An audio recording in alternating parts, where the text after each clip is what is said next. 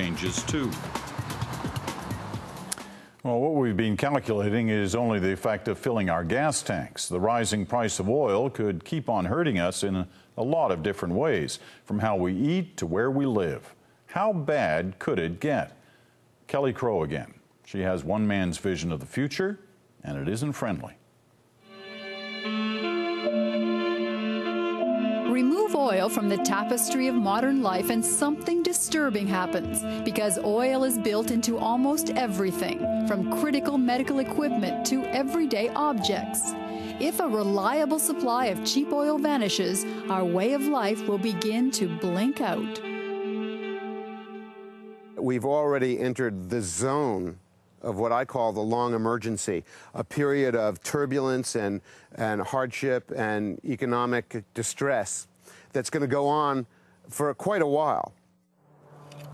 Meet James Howard Kunstler, author, futurist, working on his backyard gardening skills because he says we're going to need them. The era of cheap oil is almost over.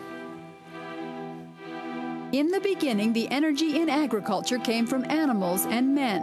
Then there was oil to fuel the machines, to make the fertilizers and chemicals, meaning bigger farms, further from markets.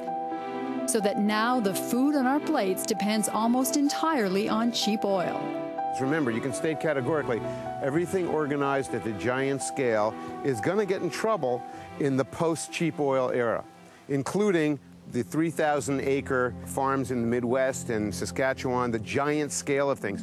We got a lot of fertilizers made from natural gas, which is a hydrocarbon oil-related product, and a lot of herbicides and pesticides made from oil, and a lot of diesel fuel to run enormous machines on enormous tracts of land. We grow the tomatoes and the lettuce in California, and we truck them across the continent.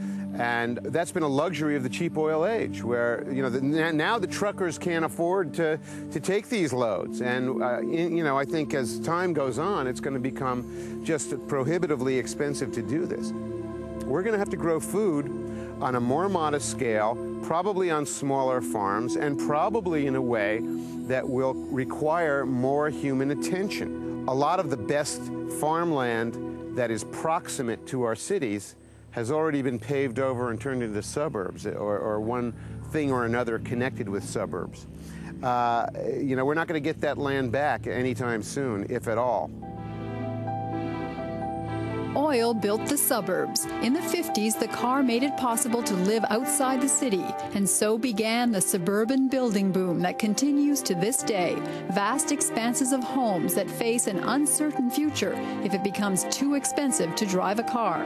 The suburban project is over, and we'll see our cities contracting substantially, and the suburbs around the big cities getting into a lot of trouble and losing value, losing their usefulness. And I think we will see people moving back to the smaller towns, to the smaller cities that are scaled appropriately to the energy diet of the future, and places that have a meaningful relationship with a productive agricultural hinterland. Transportation in the industrial age started with railways, trains powered by steam and then by coal. Later, the landscape was carved up for highways, and airplanes filled the skies. Take away cheap oil and everything will change. Waterways could be the highways of the future. The basic equation is it's absolutely the cheapest way to move large quantities of stuff. Far and away, even more efficient and economic than rail. Although I personally have hopes that we are going to revive our railroad system. There is another project that we could do right away that would have a bigger impact on our oil use than restoring passenger railroad service in North America. It's imperative that we do this because we may not have a way to get around long distances in a couple of years without it. The airlines are not making it on the current equation of fuel costs, and there's no way that they can make it and pass on the costs to the users and still have a middle-class ridership base. I imagine that air travel is going to be a much more elite activity, at least for a while, and then it may disappear altogether. What happens when a large fraction of the population can no longer participate in the happy motoring system. You know, they can't afford the gas for the vehicles. They can't afford to buy the vehicles. And they're sort of foreclosed from the whole thing. You know, does that generate a lot of grievance and resentment against the people who are still motoring? And are the people who are not motoring going to pay for the road maintenance and the improvements and, you know, the tremendous costs of maintaining the infrastructure for happy motoring? I'm not convinced that they will. What about solar power, wind power? Trouble is, it takes cheap oil to build the machines for alternative fuel. Many of the alternative energy systems that we have invested our hopes in actually depend on an underlying oil economy to be able to even make them happen. You know, I think that the solar and wind industries are examples of that. Without an underlying oil economy or fossil fuel economy, it's very hard to produce the components for these giant wind turbines and for solar arrays. I think that we should use alternative energies, and we're going to use alternative energies, but we're probably going to be disappointed in what they can do for us. We're probably going to have to make other arrangements for all the major activities of everyday life. Life after cheap oil will be slower, shaped by whatever takes the least amount of energy. There could be fighting over remaining resources. Wood and coal will be burned, creating pollution and hastening global warming.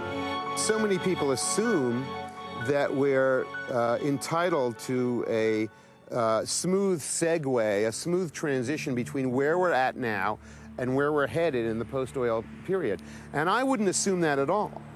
You know, I think that what we're going to see is a lot of political trouble and quite a lot of economic and social distress as incomes are lost and jobs are lost and ways of life become untenable.